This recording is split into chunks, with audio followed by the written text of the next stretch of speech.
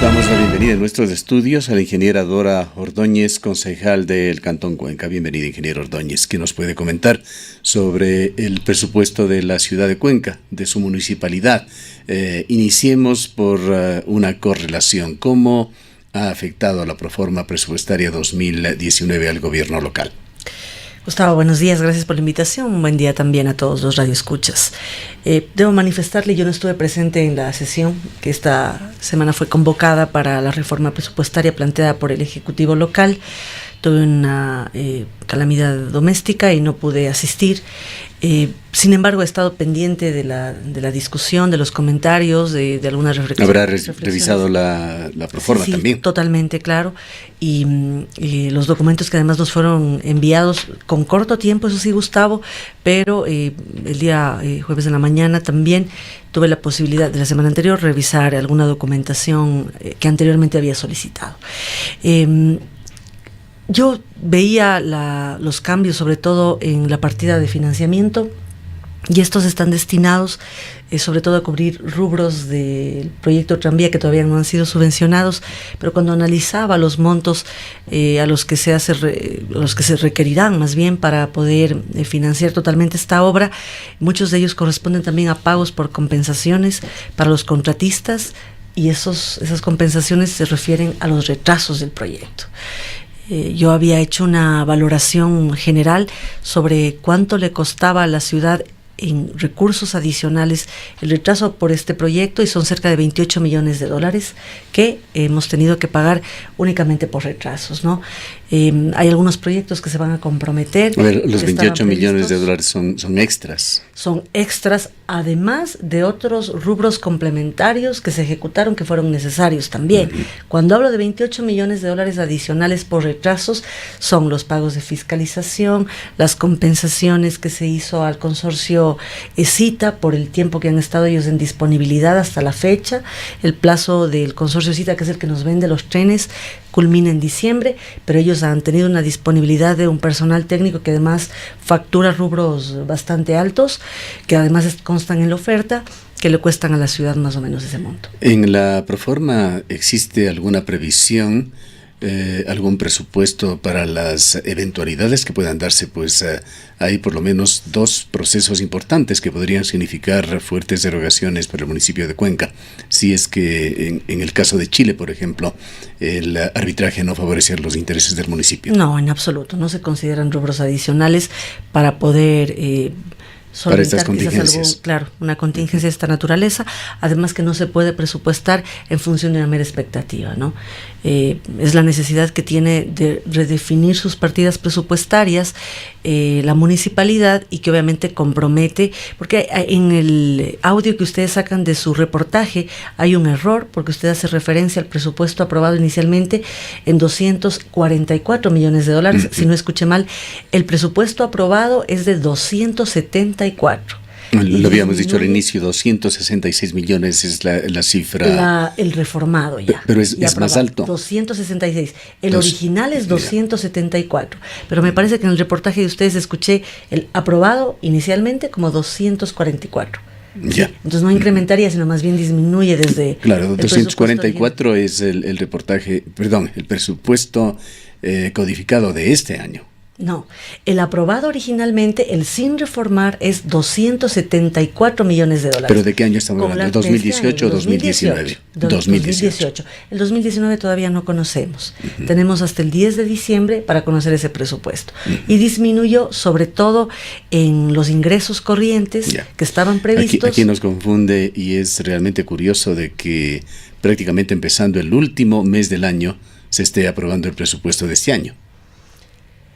El presupuesto del año 2018. Usted me acaba de decir 2018. No, ese presupuesto se aprueba a fines del año 2017. Es decir, en diciembre del 2017 aprobamos el presupuesto de 274 millones de dólares. Para el 2018. Pero la reforma presupuestaria que se puede dar, ¿no?, es la que modifica a 266, Ya. pero el presupuesto para el año 2019, que en este caso no se aprobaría. Esto todavía no se lo trata. No se lo trata ni se aprobaría porque el presupuesto del siguiente año será un presupuesto prorrogado por las elecciones. Ya, ahora sí lo entendemos claramente. En todo caso, el presupuesto que se está aprobando es del que corre La justamente reforma presupuestaria. para que una vez que vengan las elecciones, elija el nuevo gobierno, se pueda estructurar un Sigue nuevo vigente. presupuesto, si es que se lo modifica al que se tomaría como referente, que es el del 2018. El ¿Es del esto correcto? 2018 seguirá vigente, es decir, esta reforma, que es la que está vigente, ya no el originalmente aprobado en diciembre del año anterior, sino el que se aprobó en esta semana, ese es el que quedaría vigente para el próximo año, que es un presupuesto prorrogado. Ya, ¿no? está claro. Ahora, usted me señalaba de que ha puesto atención sobre todo en las características, los atributos financieros de este presupuesto. ¿Cómo está la salud financiera del municipio de Cuenca con este presupuesto? Está complicada. Para la próxima administración resultará un verdadero reto poder redefinir las finanzas. Quedaría ya para el año 2020 en una propuesta de reorganización de sus partidas presupuestarias y además de priorización de algunos rubros, ¿no? De algunos montos que serán necesarios. Puntualmente, a mí lo que me preocupa es el mantenimiento y la puesta en marcha y la operación del sistema tranvía, ¿no? Que si bien ya tiene un presupuesto definido para la operación de los próximos 3 años, pero para la integración del sistema como tal no hay un presupuesto ya planteado. Y la integración tendrá que darse necesariamente en marzo, si es que efectivamente se van a cumplir los cronogramas, como ha dicho el propio alcalde. Esos recursos no están previstos todavía y tendrán que resolverse a futuro. Pero más allá de eso es la tarifa. ¿Se ha definido ya Además es la tarifa, el ¿no? subsidio que se requiere para el tranvía? No hay un subsidio todavía definido porque no se ha hablado de una tarifa final, ¿no? Además tiene que ser una tarifa integrada necesariamente, ¿no? No puedo yo cancelar un valor, sí, con la tarjeta el mecanismo está resuelto, pero el valor como tal todavía no. Si voy a pagar, y yo tomando una unidad de bus en Baños, 30 centavos, y luego para poder integrarme al tranvía en el Control Sur voy a tener que hacer un ajuste o volver a pagar la tarifa, ese es un tema que no está resuelto. Ha avanzado en muy poco la integración. Hay una noticia interesante estos días que es la llegada de 20 unidades de buses nuevos que entiendo entrarán en servicio y eso es positivo para el sistema. Eso es parte del cumplimiento de los operación, acuerdos que se hizo con los choferes. Pero la operación como tal integrada no está resuelto y no lo va a resolver, ¿no? En estos días, porque el cambiar las rutas de buses, el redefinir las paradas de los buses de transporte público, no las del tranvía, porque esas están ya ubicadas y están terminándose, pero las de buses que tendrán que modificarse eventualmente, esas no están resueltas. ¿Quién está trabajando en esto? La Dirección Municipal de Tránsito. Conjuntamente estará articulando con la unidad de tranvía y con la contraparte que la son también los integración como choferes. tal todavía no. Yo hablaba de la redefinición de rutas, eso sí le corresponde a la Dirección Municipal de Tránsito, pero la integración como tal todavía no está avanzada. ¿A quién le corresponde trabajar? Sí, la unidad ejecutora del tranvía, la propia Dirección Municipal de Tránsito, en este caso Metro Tenerife, que también será el que opere, tiene que hacer un apoyo. La propia UNOPS, que también acompaña este proceso, debería ser parte. Es más, ahora, la si misma no se tiene UNOPS claro, exige que eso ya se haga, ¿no? Si no se tiene claro esto, difícilmente se van a definir las condiciones ya de funcionamiento del tranvía, su operativización. ¿Cuándo se va a dar esto? Si la expectativa concreta que existe es que en marzo esté ya funcionando comercialmente, como se lo ha señalado el tranvía. Ya debió haberse dado ese proceso, ¿no? La UNOPS, desde el informe de julio, hace un llamado de atención a la unidad ejecutora del tranvía y le dice mantenga las mesas de diálogo, porque obviamente la Cámara de Transportes es ahí actor clave, las mesas de diálogo y la propuesta de integración del sistema, que no está avanzando. Y no he revisado los últimos informes de UNOPS, pero ese es un proceso del que no se ha conocido casi nada, ¿no? Y ¿qué sucederá en marzo? Pues habrá que esperar a ver qué pasa, ¿no? Pero no es algo que la propia Cámara, además, hace unas pocas semanas decía que ellos ni siquiera conocen el plan de movilidad, que ya está aprobado desde el año 2016. Entonces, se entiende que no ha habido un avance significativo al menos. En cuanto al crédito con mutualistas y bancos privados al que tuvo que acceder el municipio por el fracaso que se tuvo en la venta de los terrenos de Cayambe, ¿qué dimensión tiene? Nos parece que el alcalde señalaba 26 millones de dólares. ¿Y cómo influye esto dentro de las finanzas municipales? En principio estaba presupuestado, cuando se aprobó en el 2017 el presupuesto de este año, se había considerado un financiamiento de cerca de 90 millones de dólares, ¿no? Hubo luego un incremento en el financiamiento de 28 millones de dólares y una disminución de 19 millones. Es decir, en el presupuesto reformado, el financiamiento bordea los 100 millones de dólares, ¿no? El financiamiento que estaba previsto para el año 2018. Es una cifra muy alta. Que se hayan hecho las gestiones, entiendo que se ha avanzado en eso, pero es plata que finalmente tendremos que pagarla. Y que le decía, a la próxima administración le tocará resolver sobre eso. De este presupuesto, ¿cuánto viene del Estado ecuatoriano? No tengo la cifra aquí, Gustavo, lamentablemente no traje el documento, no tengo claro, pero si es que hablamos de ingresos corrientes que además han tenido una disminución, ¿no?, que son los que provienen del Estado, también hay una reforma que pasa de 88 millones de dólares, lo que estaba originalmente definido, a cerca de 91 millones. Pero estos ingresos corrientes, si bien disminuyen desde la transferencia del Estado, incrementan porque hay una gestión de recuperación de los pagos y de las tarifas, tasas e impuestos que se paga la municipalidad, ¿no? Ahí hay una gestión que ha resultado positiva, pero las transferencias, incluso en transferencias del impuesto al valor agregado, no han sido entregadas con oportunidad, ¿no? Hay dos temas que también merecen una explicación. Se habría reducido el presupuesto para las festividades, entiendo, festividades relacionadas con las efemérides de Cuenca, en $350,000, pero en la contraparte se habría incrementado en unos $300,000 los gastos publicitarios. Sí, eso es una discusión que al interno incluso de la propia comisión, de la cual es parte el concejal Cristian Zamora, había hecho referencia igual en su cuenta de Twitter, y la preocupación de que se estaban incrementando recursos para publicidad. Obviamente se vienen etapas electorales y se podría inferir que, claro, hay una necesidad de mantener más publicidad del alcalde, ¿no?, de la administración como tal, y eso obviamente obedece a la necesidad de tener esa imagen siempre en medios de comunicación, y obviamente tener un equipo y un aparataje impresionante, Gustavo. Usted, cuando pueda acompañar quizás a un evento del alcalde, podrá darse cuenta que se movilizan una cantidad incontable de funcionarios, de vehículos y de publicidad además, permanentemente, ¿no? En las parroquias yo he podido evidenciar que hay un aparataje impresionante de gente que trabaja para promocionar al alcalde.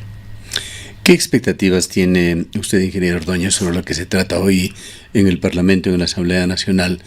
Se discutirá y eventualmente aprobará la proforma presupuestaria para el 2019. Esperemos que se escuchen las voces de los estudiantes, de las autoridades de las universidades, de también quienes son parte del sector de la salud, que se cumpla lo que establece la Constitución, que ese análisis, ese debate trascienda a las bancadas y la línea política en la Asamblea, y que más bien se piense en las verdaderas necesidades que tiene este momento el país. Más allá de las complicaciones de carácter económico y de financiamiento, creo que hay prioridades definidas claramente, además, que son la educación y la salud.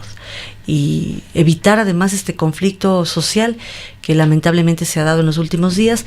No digo que esté mal, es importante que también podamos hacer presencia activa en las calles para defender nuestros derechos, pero evitar que haya este conflicto que únicamente nos hace retroceder, ¿no? Y que se debata de manera consciente. Ahora, desgraciadamente no hay claridad en la forma en que está estructurado el presupuesto general del Estado en el tratamiento que se da a cada provincia del país. Esto requiere de un análisis minucioso del presupuesto, que de hecho sí tiene sus soportes, pero no hemos podido indagar en los últimos días, por ejemplo, qué va a suceder con vialidad en la provincia de la Suay, cómo está la provincia de la Suay, el Austro Ecuatoriano, considerado dentro de los planes de desarrollo e incluso de mantenimiento vial, que es un tema que ha generado muchas dudas. En materia de cultura, está allí el tratamiento muy mezquino que se ha hecho con la Bienal de Cuenca en este año, con una asignación de menos del 10% del presupuesto, bastante exiguo, al cual ha tenido que reducirse de $1.200.000, apenas 100.000 dio el Estado. Uno de los funcionarios públicos, ex concejal de Cuenca, Iván Granda, señaló que esto se corregirá por lo menos a los presupuestos anteriores de hace 10 años del orden de unos $500.000. En educación sabemos la amenaza que pende todavía sobre la Universidad de Cuenca de un recorte de más de $9 millones, es decir, de lo poco que conocemos sobre el presupuesto como efecto local, todos son datos negativos. Así es. Históricamente, además, o en los últimos años, ha sido esa la lógica que ha tenido que soportar la provincia y particularmente el cantón. Y además, dejando de lado el aporte que tiene la provincia, ¿no?, al Producto Interno Bruto, el aporte que tiene en términos de impuestos que recauda el Estado y que no se retribuyen equitativamente, ¿no? Aquí no hay equidad, más allá de la solidaridad que se pueda plantear en la dinámica de... Así lo escuchamos y realmente nos preocupó más aún, aunque sabemos que eso es ya un poco políticas de Estado, pero con el viceministro de Finanzas, de Economía, hablábamos de estas inequidades y él decía, eso no es injusticia financiera, como le planteábamos, sino es justicia financiera o justicia fiscal, el hecho de que provincias que tienen más contribuyan para provincias más pequeñas. Pensamos que esa teoría estaría bien siempre y cuando las necesidades de esas provincias que aportan más estén atendidas. De otra manera, no tiene el menor sentido lo señalado, y es nada menos que el ministro de Finanzas y Economía el que nos decía esto. Es desvirtuar totalmente el concepto de solidaridad. Lo que queremos es equidad, y que en la SOAY también se atiendan las necesidades que sobre todo de carácter vial existen, ¿no?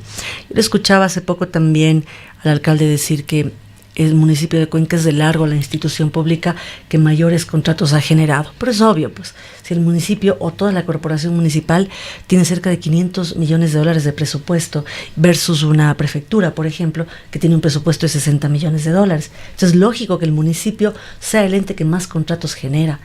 Lo que sería adecuado también es que, por ejemplo, el Ministerio de Transportes y Obras Públicas también tenga un rubro importante destinado para el ASUAY, pero para eso corresponde a quienes estuvieron y en este momento siguen o están como funcionarios de este régimen, apoyar para que la provincia pueda disponer de los recursos que realmente se necesitan para atender sus necesidades. Lo otro sería plantear, Gustavo, una verdadera autonomía, incluso económica, incluso financiera, que permita atender las necesidades. Las necesidades son muchas, los recursos son los que faltan, ¿no?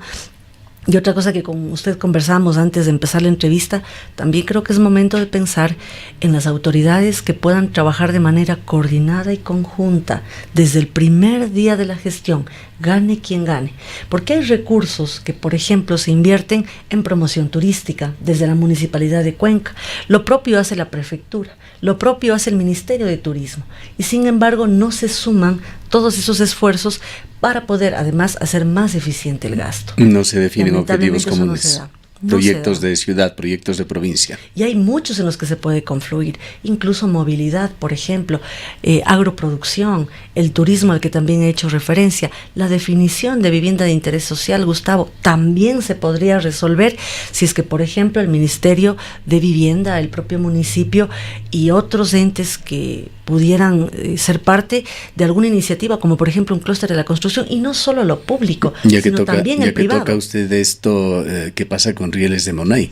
Allí justamente han confluido entidades del Estado, el municipio de Cuenca con su unidad de vivienda, el banco del Instituto Ecuatoriano de Seguridad Social, y se tiene paralizado un proyecto bastante grande, quizá el más grande de la ciudad y la provincia, incluso con uno de los, no sé si son 4 o 5 grandes bloques de edificios, el uno totalmente terminado, 3 años sin decisiones para comercializarlo. Y ahí estamos dejando de lado a quienes son ya adjudicatarios de esos departamentos, ¿no? Porque hay muchos que ya han pagado.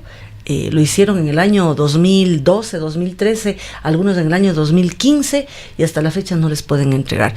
Es la figura del fideicomiso la que no permite tomar decisiones, ¿no? Y obviamente este instrumento... En lugar de existir esta congruencia que usted señala, más bien es motivo de mayores discrepancias, verdaderos nudos imposibles de deshacer. Pero son estos instrumentos de convenios, fideicomisos, los que legalmente deben quedar bien establecidos y claramente resueltos, ¿no?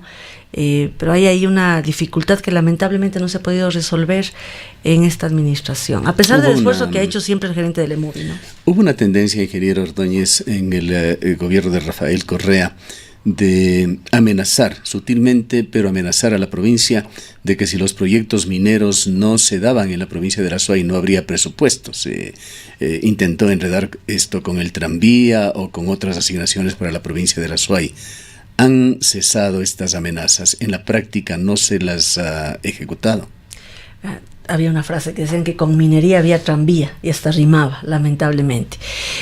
Estas amenazas ya no existen, ¿no? Y yo creo que incluso hacer referencia a ellas es tratar de desempolvar un poco lo que existía cuando ahora queremos más bien dar un paso adelante con la independencia de la justicia, que es lo que todos aspiramos, ¿no? Apoyar, por ejemplo, la resolución del juez que declaró suspendidas las actividades mineras. El juez Serrano. Sí, pero el municipio de Cuenca no ha actuado como municipio en este tema.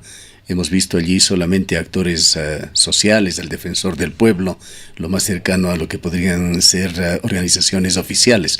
El municipio no ha dicho una palabra sobre este problema por el cual está atravesando el juez Serrano. No ha habido un pronunciamiento oficial, ni siquiera público, de apoyo a estas iniciativas. El padre Marcos Matamoros, en un diálogo también con este medio de comunicación la semana pasada, denunció que el municipio de Cuenca, el alcalde concretamente, así como algún otro actor señalaba que se negó, el gobernador de la Azuay, se negó a firmar un documento que perseguía como fin principal la pacificación de Molleturo, que se conversaron, se llegaron a acuerdos, luego se pasó un acta y un manifiesto que tenía que publicarse, pero no se dieron las firmas de estas dos altas autoridades. Esto lleva a preguntarnos cómo se encuentra el tema minero en el municipio de Cuenca, que ha dado por lo menos 2 declaraciones y pedidos concretos de que Cuenca, el cantón, debe estar libre de minería. No se ha vuelto a tocar el tema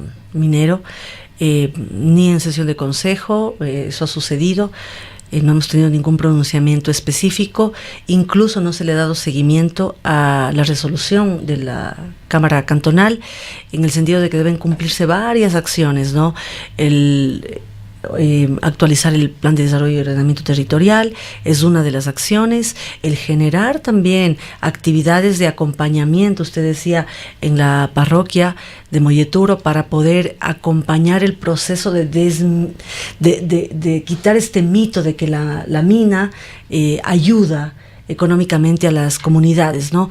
Hay muchos procesos pendientes, incluso desde la resolución del 2011, la que también fue motivo de esta administración, tampoco ha podido avanzar, ¿no? Bueno, nos lleva esto a lo que se está viviendo ya, que es un periodo preelectoral, periodo en el cual deben inscribirse candidaturas. El día de ayer mantuvimos un diálogo con su compañero, el concejal Javier Barrera. Él nos dio a entender, por lo dicho, suficiente para un buen entendedor, de que Marcelo Cabrera se va a postular a la reelección a la alcaldía, aunque esto aún no es oficial, pero él señalaba que hay una coalición de movimientos que se han juntado con el movimiento del alcalde, que tienen un solo precandidato, que es Marcelo Cabrera. Señala además que las encuestas señalan que así se debe actuar. No se da el paso concreto, que sería la inscripción de esta candidatura, pero ¿qué sucede con el resto de partidos y movimientos, incluyendo el suyo? Nosotros esta semana tuvimos una asamblea provincial de nuestro movimiento, conjuntamente con el partido Juntos Podemos, que es nuestro partido nacional. Nosotros tenemos ya una alianza, ¿no? El día lunes, de hecho, las dos asambleas de los dos partidos resolvieron ir conjuntamente en el próximo proceso electoral. No habrá alianza con otra organización política hasta el momento, toda vez que en estos días ya inscribiremos nuestra alianza entre el partido Juntos Podemos Lista 33 y Participa Lista 62, y sobre ese el marco de la alianza vamos a generar un proceso interno de definición de candidaturas. No van a haber Tenemos elecciones primarias. Sí, el proceso interno que lo vamos a resolver. Todavía el mecanismo no está definido. ¿Pero va a ser Además, una asamblea o va a ser una todavía un no está abierto? definido el mecanismo, solo resolverá el secretariado de ambos movimientos. Quizá para Pero unas elecciones primarias es tan habrá tarde elección ya, pues primaria. hay un periodo de por lo menos 10 días que obliga el cronograma antes de que se apruebe, y tenemos 3 semanas para la Sin inscripción embargo, de hay candidatos. procesos de democracia interna que son obligatorios, que tenemos que hacerlo. Habrá que definir el mecanismo, pero sí, tiene razón usted que los días resultan cortos, pero habrá que ver. Nosotros tenemos avanzado ya, por fortuna, la definición de precandidatos en toda la provincia, ¿no? En todas las juntas parroquiales y en todos los cantones, ¿no?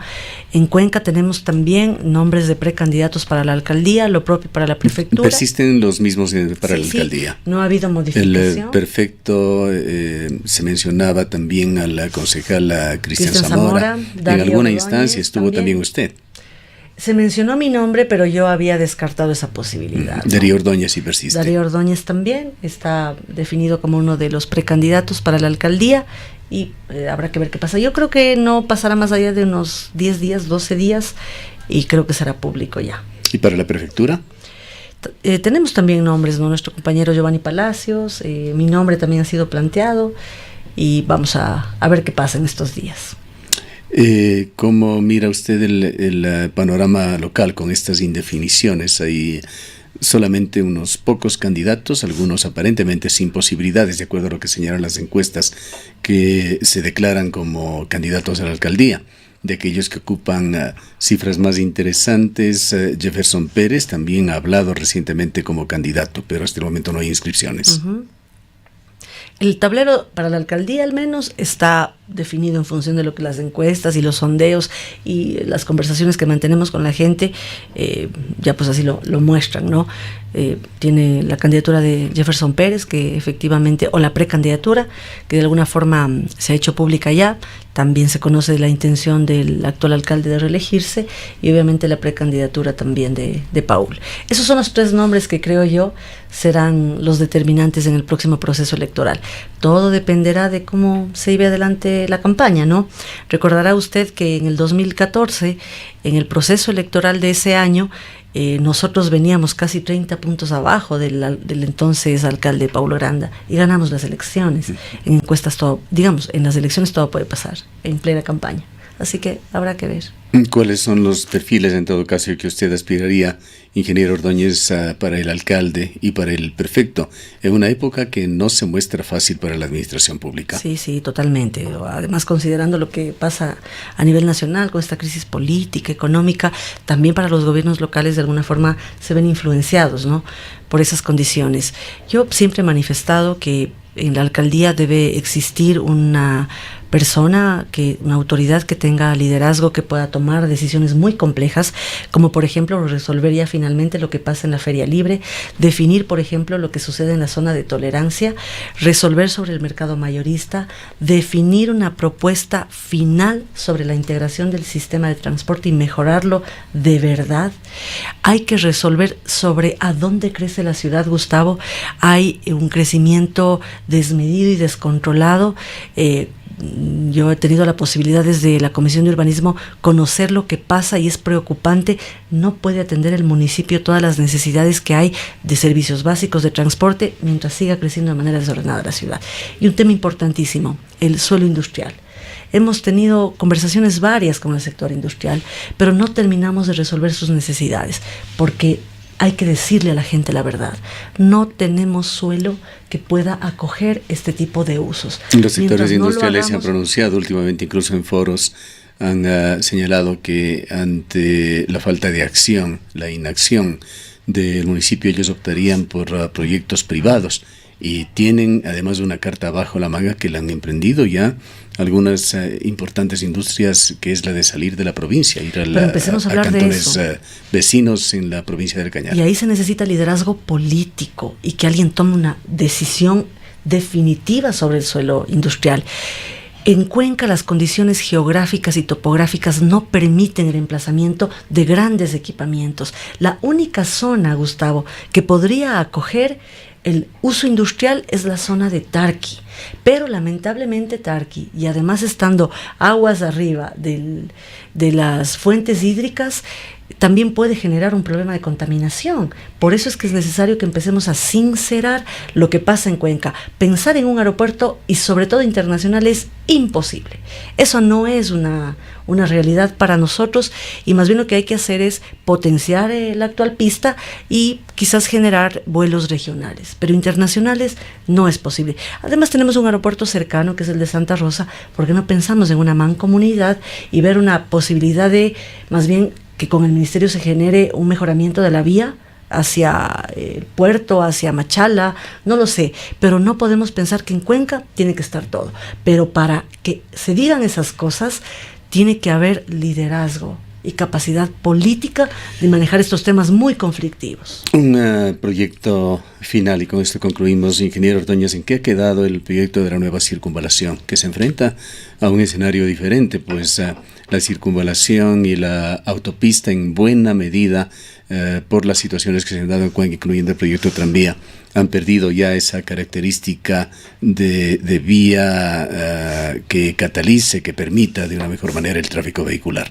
La circunvalación es un proyecto que es necesario para Cuenca. Yo siempre lo he defendido. Los problemas son obviamente de carácter financiero por la inversión enorme que se requiere hacer. Cerca de 700 millones de dólares en este momento para el municipio no es factible poder obtener. Pero el trazado, la ruta, la vía, la definición de estudios finales están bien hechos, ¿sí? Yo defiendo ese proyecto porque creo que es este momento en el que hay que empezar a pensar en esta nueva vía que a futuro le va a servir mucho a la ciudad. Solo las indemnizaciones requieren cerca de 150 millones de dólares. El alcalde le hemos escuchado optimista por este proyecto, pero ¿hasta dónde va a llegar en su administración? Yo creo que es complicado que este momento se puedan conseguir esos recursos, incluso pensando en una concesión de la vía hacia un ente privado que le ejecute. Y no se ha avanzado ahí. Me parece que quedará pendiente para resolver a la próxima administración, pero es un proyecto que debe retomarse. ¿Y el tratamiento de aguas en Huancarcucho? Etapa, entiendo que ha hecho un acercamiento con la Corporación Andina de Fomento para la inversión de cerca de 70 millones de dólares que se necesitan, ¿no? También es un proyecto que debe emprenderse. Bien. Gracias al ingeniero Ordóñez, concejal del Cantón Cuenca.